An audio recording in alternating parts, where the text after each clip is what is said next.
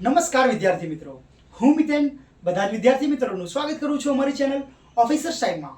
હાલમાં એસએસસી દ્વારા એક સરસ મજાની નોટિફિકેશન બહાર પાડવામાં આવી છે, જેને આપણે એસએસસી સીજીએલ નામે ઓળખીએ છીએ.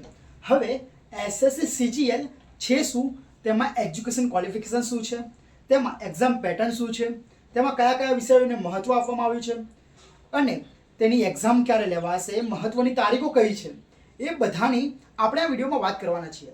હવે હું તમને એક વાત કહી દઉં કે કેન્દ્ર લેવલ અને રાજ્ય સરકાર આમ બે તબક્કે પરીક્ષાઓ લેવામાં આવે છે. જેમાં કેન્દ્ર લેવલની વાત કરવા જઈએ તો તેમાં સૌથી મહત્ત્વની તો યુપીએસસી હોય જ છે, અને તેના પછી સૌથી વધારે મહત્ત્વ આપવામાં આવતું હોય તો એકમાત્ર એક્ઝામ છે એસએસસી સીજીએલ. એસએસસી સીજીએલનું ફૂલ ફોર્મ થાય staff selection commission of India. Staff selection commission કહેવામાં આવે છે, અને સીજીએલ એટલે કમ્બાઇન્ડ ગ્રેજ્યુએશન લેવલ. તો સર ગ્રેજ્યુએશન લેવલ પર એક્ઝામ લેવામાં આવે છે તો શું ધોરણ 12 પાસ ઉપર અથવા તો 10 પાસ ઉપર પરીક્ષા લેવામાં આવતી હશે? પ્રશ્ન ચોક્કસ ઉત્પન્ન થવો જોઈએ કે હા, ધોરણ 12 પાસ ઉપર પણ પરીક્ષા લેવામાં આવે છે, જેને એસએસસી સીએચએસએલ નામે ઓળખવામાં આવે છે. હવે એસએસસી સીએચએસએલ એ ધોરણ 12 પર થઈ ગઈ. હવે જ્યારે વાત કરવા જઈએ ધોરણ 10 ઉપર, તો ધોરણ 10 ઉપર એમટીએસની પરીક્ષા લેવામાં આવે છે. ધોરણ 10 ઉપર એમટીએસની, ધોરણ 12 ઉપર સીએચએસએલની, જ્યારે ગ્રેજ્યુએશન લેવલ ઉપર કમ્બાઇન્ડ ગ્રેજ્યુએશન લેવલ એટલે કે સીજીએલની પરીક્ષા લેવામાં આવે છે. માટે સમજી ગયા હશો કે કયા કયા ધોરણ 10, 12 અને ગ્રેજ્યુએશન બેઝની આ જે પરીક્ષા છે તેના અભ્યાસક્રમ વિશે વાત કરવામાં જઈએ. જે હાલમાં સીજીએલની 2025ની નોટિફિકેશન બહાર પાડવામાં આવી છે, તેમાં સિલેબસ શું છે, અથવા તો તેની પહેલાં વાત કરવા જઈએ કે અગત્યની તારીખો શું છે, કે સૌથી અગત્યની તારીખોમાં કઈ કઈ તારીખનો સમાવેશ કરવામાં આવે છે.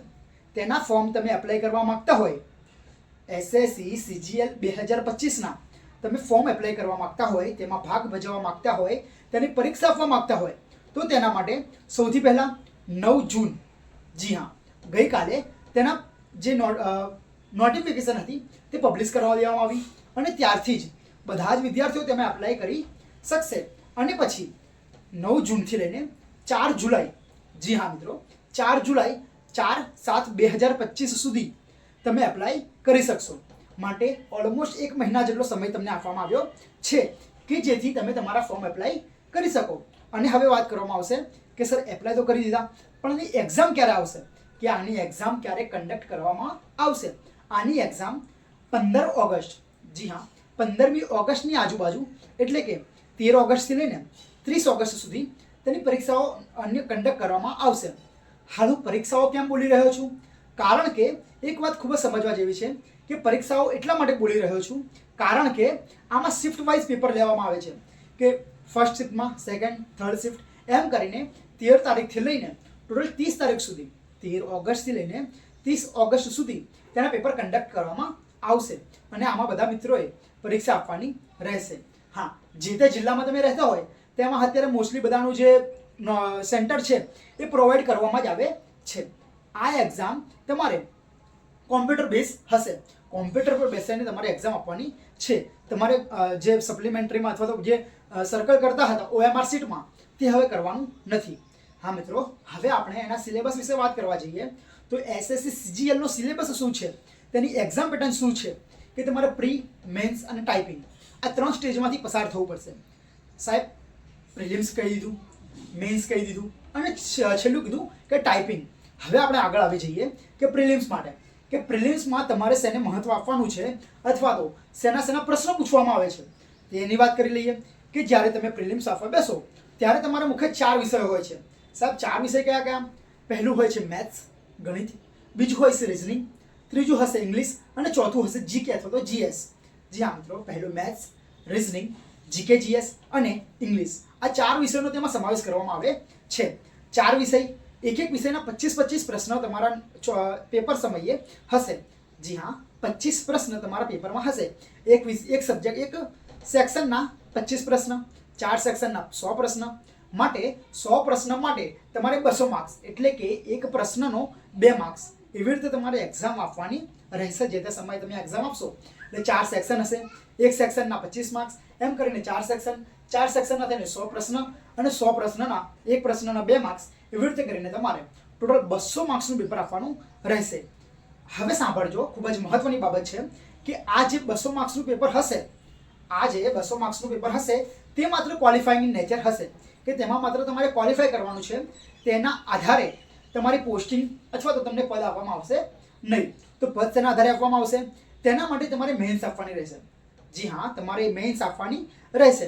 હવે મેન્સમાં same subject maths, reasoning, English અને જીકે આ 4 જ સબ્જેક્ટનો સમાવેશ કરવામાં આવ્યો છે. અને વધારાનો એક સબ્જેક્ટ ગણી લઈએ તો તે છે કોમ્પ્યુટર, કે તમારે કોમ્પ્યુટરની પરીક્ષા આપવાની રહેશે. જે 60 માર્ક્સની પરીક્ષા હશે તે ક્વોલિફાઈંગની નેચર હશે. તેના માર્ક્સ મેરિટમાં ગણવામાં આવતા નથી. હવે આગળ મેં જે કીધું કે સાહેબ પ્રિલિમ્સમાં પણ 4 વિષય હતા, મેન્સમાં પણ 4 વિષય હતા, પણ હવે જેનું ગુણ છે, જેનું ભારણ છે, ગુણોનું ભારણ છે તે આમાં બદલી દેવામાં આવ્યું છે. હવે ગુણોનું ભારણ કેવી રીતે બદલવામાં આવ્યું છે તેના પર એક વખત વાત કરી લઈએ. કે પ્રિલિમ્સમાં તમારે એક સેક્શન હતો તે કેટલા માર્ક્સનો હતો? 50 માર્ક્સનો.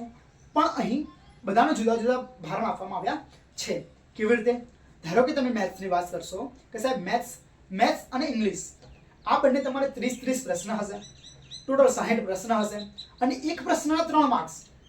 સમજો મિત્રો, એક પ્રશ્નના 3 માર્ક્સ. એવી રીતે કરીને તમારે ટોટલ કેટલા પ્રશ્ન હશે? 60 પ્રશ્ન. એટલે મેથ્સ અને રિઝનિંગ આ તમારું ટોટલ 180 માર્ક્સનું હશે. જ્યારે ઇંગ્લિશ અને જીકે તેનું ભારણ કેટલું હશે તેની પર એક વખત નજર કરી લઈએ કે સર ઇંગ્લિશ કેટલા માર્ક્સનું હશે. ઇંગ્લિશનો સૌથી વધારે ભારણ આપવામાં આવ્યું છે.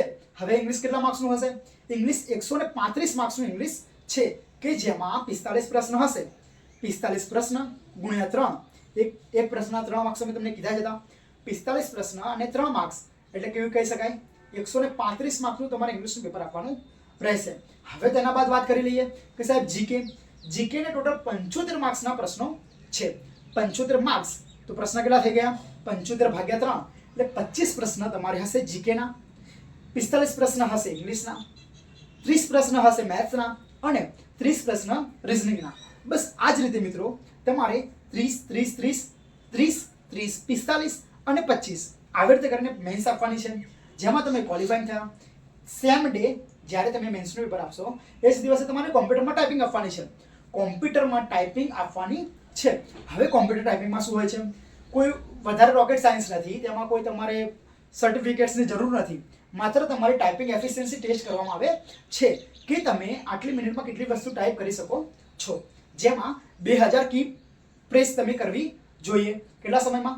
15 મિનિટનો તમને સમય આપવામાં આવશે. જી હા મિત્રો, 15 મિનિટમાં તમારે 2000 કી ડિપ્રેશન કરવાની રહેશે. આ માટે તમારે લમસમ કહી શકાય કે 27 વર્ડ પર મિનિટની તમારે સ્પીડ હોય તો તમે આમાં ક્વોલિફાય થઈ શકશો. આ ખૂબ જ મહત્વનું છે કે તમારે ક્વોલિફાઈ કરવું જ પડશે. જી હા, પહેલામાં તમે 390 માંથી 390 માર્ક્સ લાવશો, પણ જો કોમ્પ્યુટરમાં તમે પાસ નહીં થાવ તો તમે જે તે સમયે ફેલ ગણવામાં આવશો. માટે તમને ખબર પડી ગઈ છે કે પ્રિલિમ્સ હશે, મેન્સ હશે, કોમ્પ્યુટર હશે, અગત્યની તારીખો વિશે વાત કરી દેવામાં આવી છે. માટે જે વિદ્યાર્થી ગ્રેજ્યુએશન કમ્પ્લીટ કર્યું હોય અથવા તો છેલ્લા વર્ષમાં હોય તે આ માટે અપ્લાય કરી શકે છે. ખૂબ જ સુવર્ણ તક છે, તેને જવા દેવી ના જોઈએ. કારણ કે આમાં સ્ટાર્ટિંગ સેલેરી, શરૂઆતનો પગારની જ વાત કરવામાં જઈએ તો તમને જો 4600 ગ્રેડ પે મળી જાય તો પછી 80,000 જેટલો પગાર છે. જો તમને 2800 અથવા તો 4200 ગ્રેડ પે મળે છે તો તેમાં પણ લમસમ કહેવા જઈએ તો તેમાં તમારી એમાઉન્ટ 50,000ની આજુબાજુ તમારો પગાર કરવામાં આવે છે. અને સાથે સાથે તમને એવી રીતે પોસ્ટ પણ મળે છે, જેમ કે ઇન્કમ ટેક્સ ઇન્સ્પેક્ટર છે, CBI સબ ઇન્સ્પેક્ટર છે, કસ્ટમ એન્ડ એક્સાઇઝ ઇન્સ્પેક્ટર છે, નાર્કોટિક્સમાં છે, IB છે. આ બધી ડિપાર્ટમેન્ટોમાં આના દ્વારા જ ભરતી કરવામાં આવે છે, જે ખૂબ જ મહત્વની છે. તમારે તૈયારી કરવી જોઈએ. SSC CGL ખૂબ જ મહત્વની પરીક્ષા હોય છે, જેને મિની UPSC કહેવામાં આવે છે. કારણ કે મેં તમને લેક્ચરના સ્ટાર્ટિંગમાં જ વાત કરી હતી. શું વાત કરી હતી? કે સૌથી પહેલાં શું હોય? UPSC અને તેના બાદ CGL નો સમાવેશ કરવામાં આવે છે. જી હા મિત્રો, CGLમાં ધારો કે કોઈ વિદ્યાર્થી અત્યારે લાગી જાય તો 15 વર્ષ પછી, લમસમ 15 વર્ષ પછી પ્રમોશન બાદ તે UPSCમાં જે પદ આવે છે તેના સુધી પહોંચી શકે છે. જી હા મિત્રો, તમે જો UPSC દ્વારા કરવા માંગતા હોય, UPSC તમારું સપનું હોય તો ઇનડાયરેક્ટ રીતે તમે આ રીતે પહોંચી શકો છો કે જેમાં તમે ડાયરેક્ટ હાલ પ્રિપેરેશન કરો. 15 વર્ષે તમે પ્રમોશન થઈને IRS અથવા તો IPS અથવા તો IS જેવા પદ પર પહોંચી શકો છો. માટે તમે આની મહત્વતા સમજી શકો છો કે એની મહત્વ કેટલી છે. સીજીઆઈનું તમારે પેપર આપવું જ જોઈએ, જેની તારીખ મેં આગળ વાત કરી દીધી હતી. કઈ હતી? 9 જૂનથી લઈને 4 જુલાઈ સુધી, જે ખૂબ જ મહત્વની તારીખો છે. થેન્ક યુ મિત્રો. આવી રીતે જ અમારી ચેનલ સાથે લાગ્યા રહો. Thank you so much.